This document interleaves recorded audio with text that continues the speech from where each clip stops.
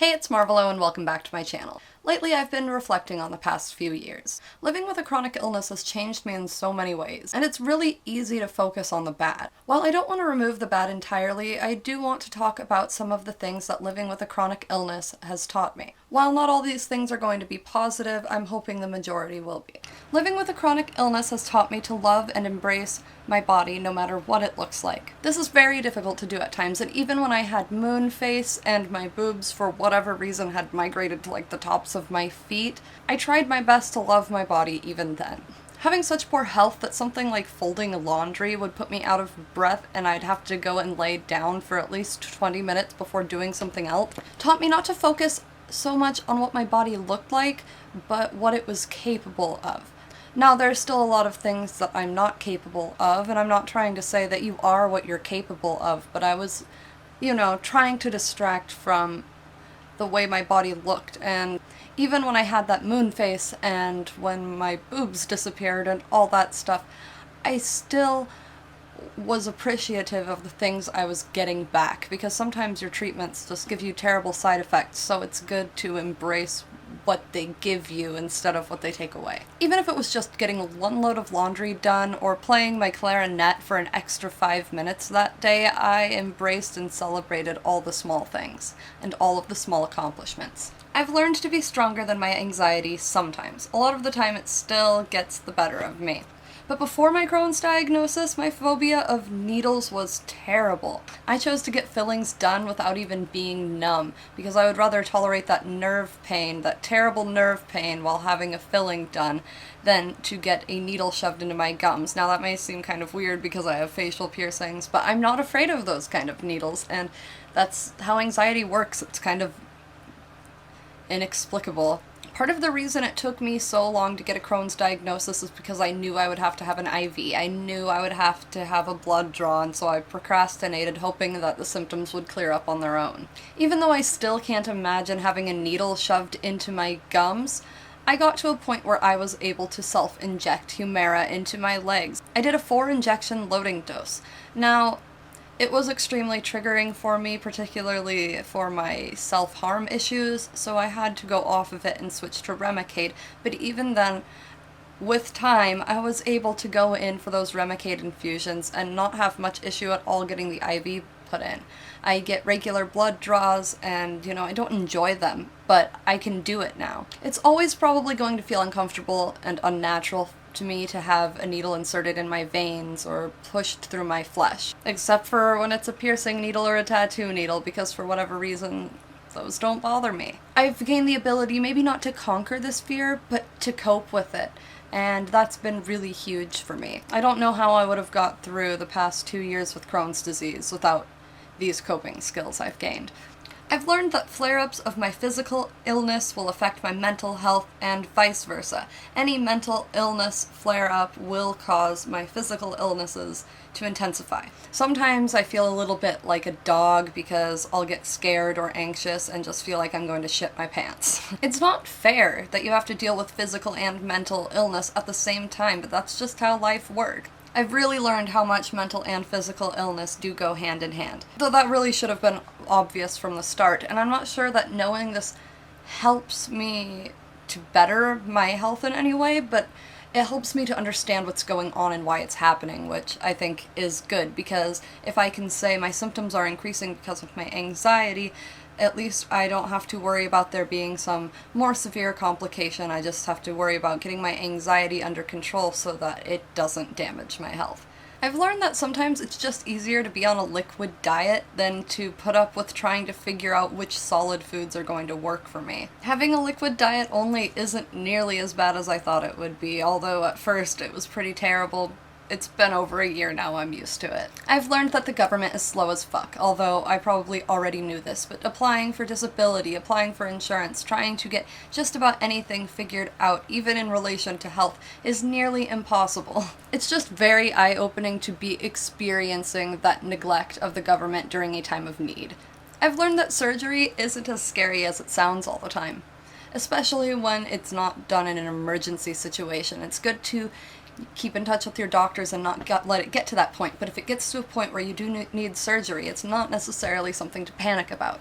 Also, cutting out broken parts a lot of the time makes more sense than leaving them in. They can just cause more problems. I'm happy to have scarred pieces of intestine removed if it's going to prevent a more serious issue from arising in the future. I've also learned that having surgery isn't going to put me into remission. I was very hopeful when I had my surgery that afterward I would go into remission, and that just didn't happen.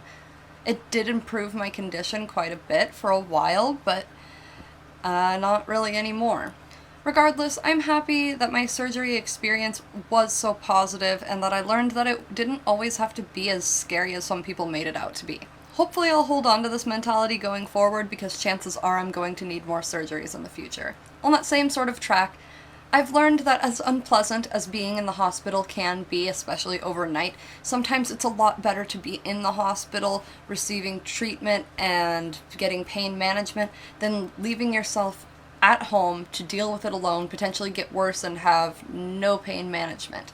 I've learned people will tell me that smoking a plant is going to kill me, but when it comes to my immunosuppressants, the steroids, and all these serious drugs I take for Crohn's disease, no one gives a fuck. Marijuana is doing little to no damage. I would go ahead and put money on the fact that it's doing no damage, and I know it's doing good in my body. And these immunosuppressants, yes, I take them for a reason, but yes, they also are damaging my body as well. So I don't really understand how you can judge me for smoking a plant that has killed no one and have no issue with these immunosuppressants I take that leave me susceptible to dying of common illnesses, you know? I've learned that medications made with animal proteins will not necessarily give you superpowers. I learned that the hard way, and I'm still disappointed every single day.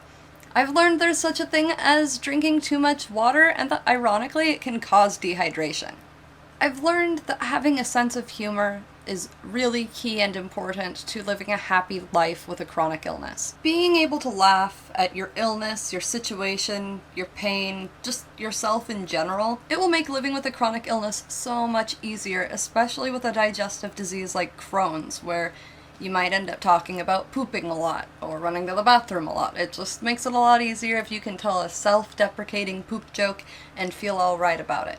And lastly, I wanted to share with you guys something I wrote in my journal last year and ended up posting on my Tumblr blog. I think it illustrates a lot of the ways I've grown since being diagnosed with Crohn's, and I think I put it a lot more eloquently than I can right at this moment, so here we go.